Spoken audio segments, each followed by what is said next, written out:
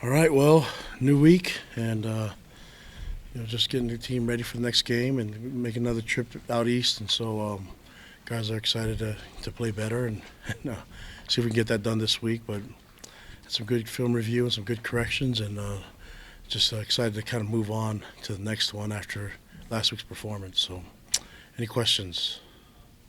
What do you learn about the defense? And obviously, you're very happy with the defense performance. What did you learn there looking back at it? Yeah, after looking at the film, I think there are a lot of probably breakdown in technique more than anything, but have to be a little careful because you can't just make one comment and have it cover all 11 players. And I think when we have a lot of new bodies in there, and it's just you're kind of limited to what they tested our depth, and we had a lot of plays in the first half, and that's just we just have to play a lot better. I mean, you have to give a lot of credit to Mississippi State, and they made plays, they broke tackles, the quarterback ran the ball really well, and we just did not make enough plays, and third downs cost us quite a bit, and so that's on the defense. If they want to get out of drives and not play so many plays, you got to get out of third downs, and that was somewhat disappointing when we had good opportunities from third and mid distance, third and long that we couldn't get out of, and so. But they keep working on executing and making sure that our guys are assignment sound. They played hard and the effort was there. Just didn't make enough plays, and we have to kind of revisit what we want to do this week and how we want to approach this game. In general, they've been good at preventing the big chunk plays. There are a few that Mississippi State got, but in general, they've been good at keeping things in front of them. The teams have seemed to be able to get 5, 6, 7, make some easy passes, and just move the ball. Why are they being able to do that so successfully? Well, I mean, I think Fitzgerald made some really good throws, and the coverage was there. And I think he had one big throw to, I think Troy was in coverage. But, it's never going to be perfect, but we need to create more disruption and try to get more pass rush. And there's times that we brought some pressure, and I think when we got to him a little bit, he threw the errant throws, and that's what caused the interception. So we had two interceptions that went to Diane, and that's off of getting a little bit of pressure and getting in his face a little bit. And so if we want to see more productivity defensively, we got to create more disruption, especially when they drop back passes. And they really didn't have to. They could have ran the ball as much as they wanted to, but I thought we need to be more sound and get more pressure on the quarterback.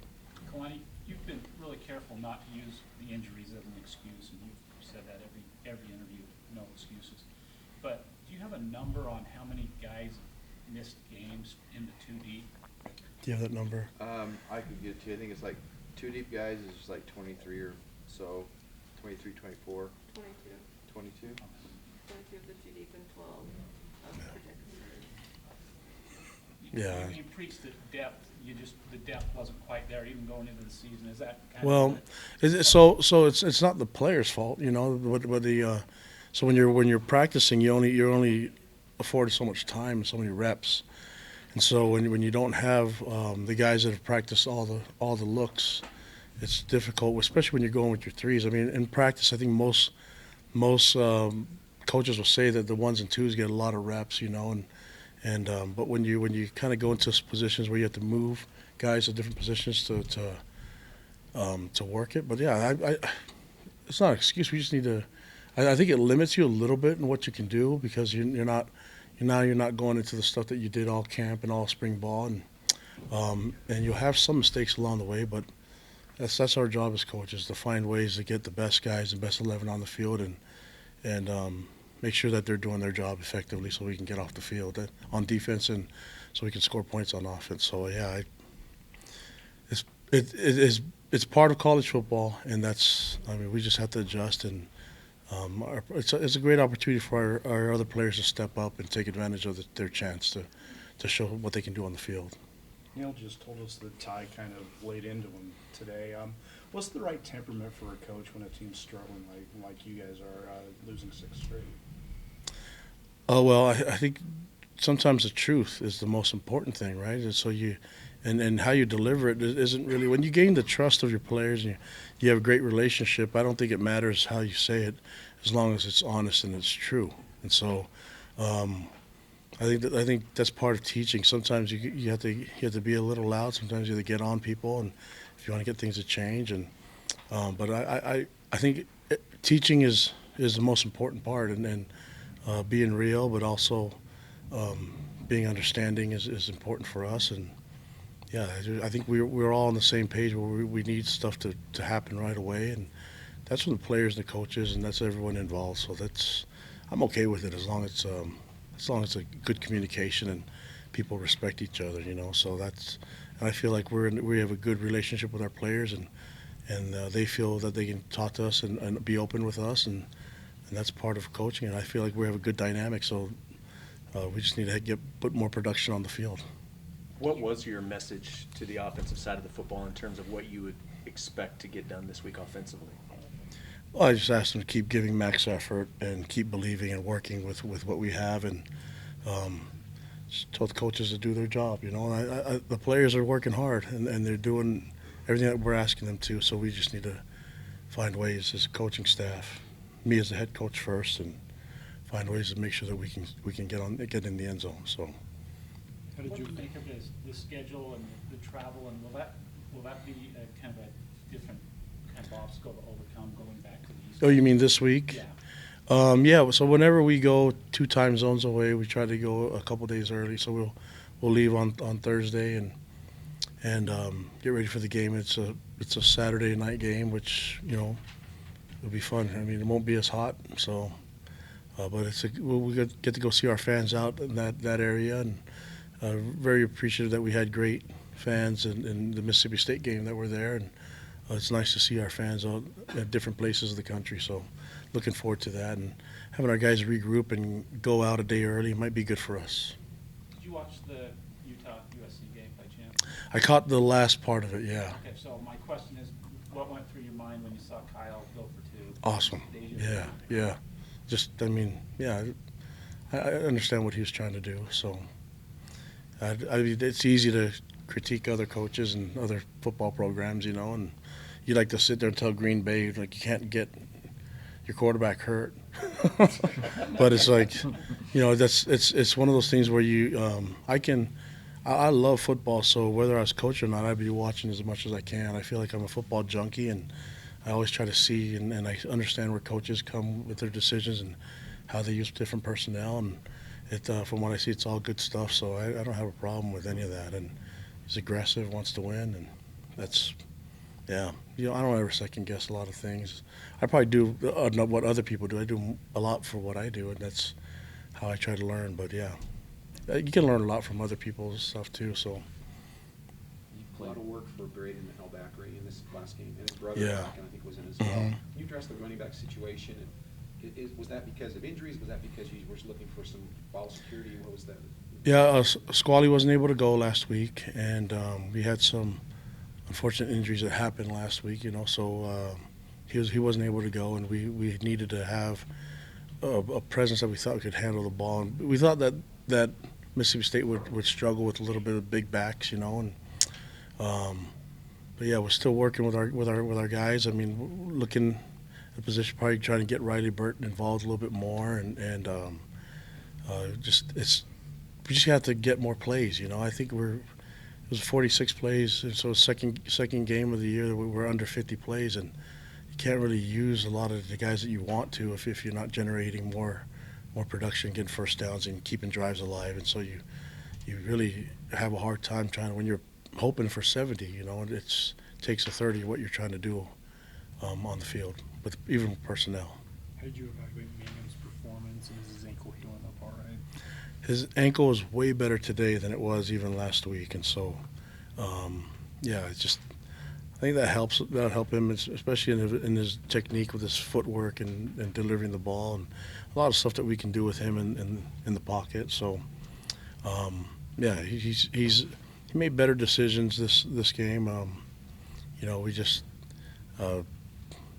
overall as an offense, you look at the numbers, it wasn't good enough. But there's a lot of things that we need to do differently as a team, and that's my job. And defensively, we weren't good enough, and special teams, I thought we're okay. We would try to get another return before the half. Try to generate with a 5-yard penalty, and and try to give Jonah another chance. But we have to just keep working and getting our identity developed in midseason. We need to have that happen, and no excuses in the way. We just have to find a way to do what we're good at, and then make sure that it shows up on Saturday. You guys have played. Most of the teams you've played have been good or really good in this losing streak. You're now facing a team that's also struggled this year. Does that aid the mentality just as far as moving forward? I mean, you guys want to play another game, of course, but at least knowing this isn't a team that's been in the top 25 that you're going up against. No, I don't. I mean, that's not.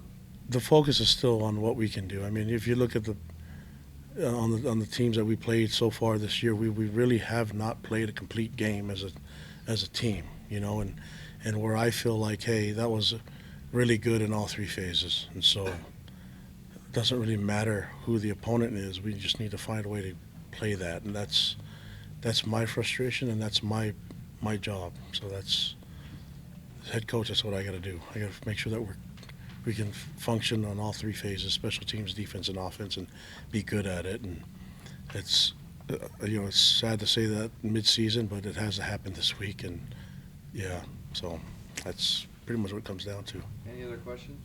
Are you consulting any of your friends with this streak going on? Maybe Gary Anderson or Kyle? Are you reaching outside at all, or are you kind of? I mean, so there's been a lot of people that have reached out to me, and coaches, and Andy Reid's been a good mentor to me, you know, since Lavelle's passed. I think he's kind of filled that role a little bit, and so there's a lot of guys out there that have been giving me good words of encouragement, and Norm Chow and others that are around, you know, and I always have Kyle and Gary to go to. But this is one of those things where you can get advice from a lot of people, but then it could come really quickly, all the advice that you get, and I have to filter out what's more effective and what we're dealing with, you know, because from an outsider's perspective, they can see what we're trying to establish, and maybe their perspective isn't the same, you know. So we're dealing with some different things that are quite unique here, and they're not excuses. They're just adjustments that we have to make, whether they're personnel or scheme or whatever it is. You put a lot on yourself and your staff to make things turn around and change. Mm-hmm. How do you I mean, I know you're tight with these group of guys as individuals, but at some point, production has to be the hallmark of, you know, whether they stay or go. That's just a coaching profession. How do you kind of evaluate their performance and your thought process as far as the program goes, or do you not look too much at that until the end of the season? No, we're always evaluating. So just because we're friends. I mean, everywhere I've worked, I've been friends with people, you know. So business is business, and I put it on the coaches because the players give us all their effort. They give us everything they have, and so although I get frustrated a lot of the players and some of the things that happen, it's not because of lack of effort or because they haven't bought in or because they don't believe in what we're doing. It's just that's why I always go back to the coaches first, and they're big boys. They can handle it, you know. So it's whether I'm friendly or not, the bottom line is production and getting the job done, you know. And they're all my guys. I love them all, you know. But it's okay. We can criticize each other. I'm open to it as a head coach too. So that's something that we should be able to share. Be humble enough to accept, and that it's been that way. So everything's always evaluated in the program, and I do a lot of self-evaluation. I'm open to criticism and open to positive things, and I'm okay with it. You know, that's part of growth, and we just have to grow real quick right now and see some more production, and not to put any pressure on anyone. We just need to do what I know we're capable of as a team, and I think once we get that going, I think it will get the ball rolling a little bit. What do you expect from East Carolina this week? Well, they're athletic. You watch on film, I think they played Virginia Tech pretty well. I mean, they can score some points, and then they got some speed. So you respect them and their ability quite a bit, you know, with what they can do on the field, and that's how we have to approach it. No, I don't look at records and anything but personnel and talent and what I see on the field. And so I can see what they're trying to establish as an identity, and they're kind of in the same position that we are, you know. So someone's going to win on Saturday, and it's whoever's going to make the most improvement this week, and who can establish what their strengths are on Saturday night. And they're going to have the same issues as we are, and we'll see what happens. Thanks, Coach. All right, guys. Thank you.